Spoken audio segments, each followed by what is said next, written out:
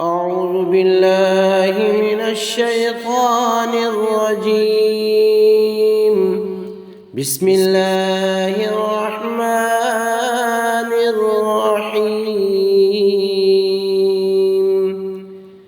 السلام علیکم ورحمۃ اللہ وبرکاتہ ومغفرتہ.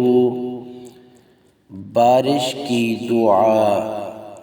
حضور خاتم النبیین صلی اللہ تعالی علیہ وسلم بارش کے لیے یوں دعا فرمایا کرتے تھے: اللہم اسقی عبادک وبہائمک